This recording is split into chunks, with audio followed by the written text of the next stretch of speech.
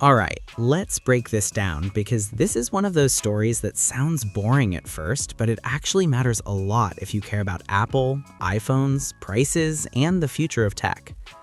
Apple just got a big break, a quiet one.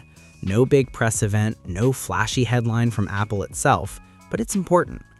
So here's the short version first, then we'll go deeper. Apple does not have to deal with new China chip tariffs until 2027. Not this year, not next year, not even most of 2026. They're basically safe for about another year and a half.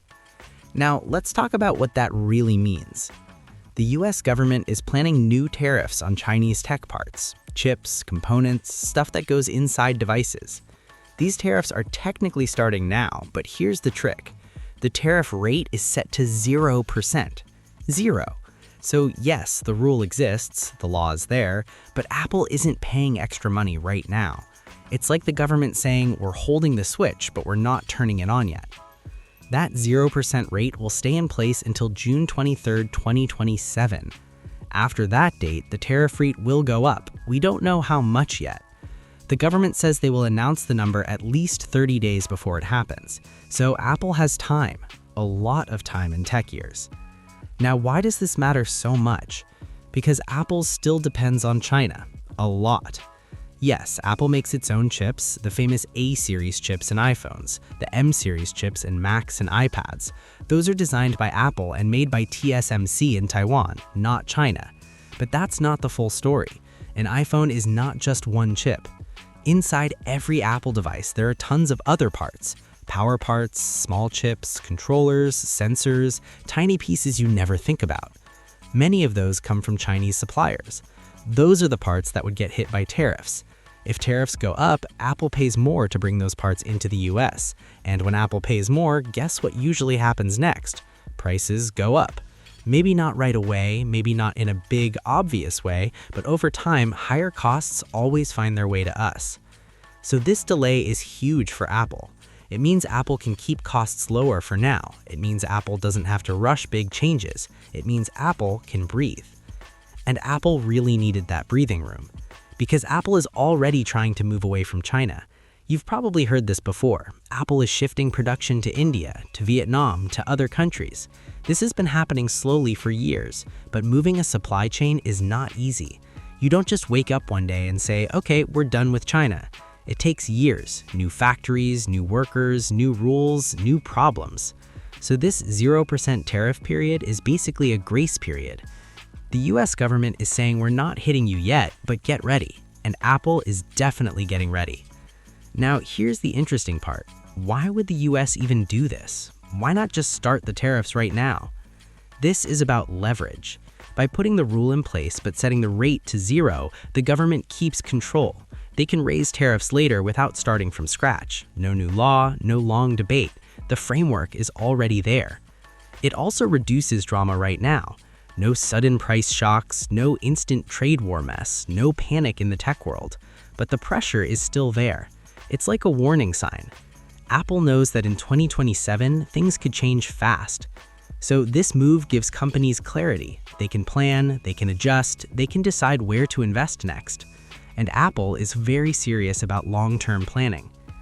Now let's talk about what this means for you and me. Short term, probably nothing noticeable. Your next iPhone won't suddenly be cheaper because of this, but it also won't get more expensive because of these tariffs. That's the key. This delay helps keep prices stable, at least from this specific issue. Long term, that's where things get interesting. If tariffs go up in 2027, Apple will have a few options. Option 1, pay the tariffs and eat the cost. Apple has money, but they don't like doing that. Option 2, raise prices. They never say it's because of tariffs, but yeah, it happens. Option 3, move even more production out of China. This is the path Apple is already on. Most likely, Apple will do a mix of all three, but thanks to this delay, Apple doesn't have to rush and make bad decisions. Now, something important to understand. This doesn't mean Apple is safe forever. This is not a free pass. It's more like borrowed time. The tariffs are real, they are coming. The only question is how big they will be and how much Apple can avoid them by then. And remember, the percentage is not announced yet. That's a big unknown. It could be small. It could be painful. Apple won't know until closer to 2027. So behind the scenes, Apple is probably running a lot of math right now. What if tariffs are 10%? What if they're 25%? What if they're even higher? Every scenario changes how Apple builds future products. And this affects more than just iPhones. Think AirPods, Apple Watch, Mac accessories, cables, chargers, even small things like cases and adapters. All of these use parts that could be affected. Now, let's talk about China for a second. China is still Apple's biggest manufacturing base. Even with India growing fast, China is still the backbone. That's why this story matters so much. Apple is trying to reduce risk, political risk, trade risk, supply chain risk. This tariff delay helps Apple make that transition smoothly instead of painfully. And honestly, this is probably the best outcome Apple could hope for. No sudden hit, no chaos, just time. Time to move, time to adjust, time to plan. So when you hear tariffs start now, don't panic. Yes, they start on paper, but in reality, Apple is paying 0% for now. And that 0% lasts until June 2027. That's a long time in tech. By then, we'll probably be talking about completely different iPhones, new Macs, and maybe even new product categories. So the big takeaway is simple. Apple dodged a bullet, but the gun is still loaded. What Apple does over the next 2 years will matter a lot, and we'll definitely be watching how they move their supply chain, how prices change, and how this whole China situation plays out. Because when Apple moves, the entire tech world feels it.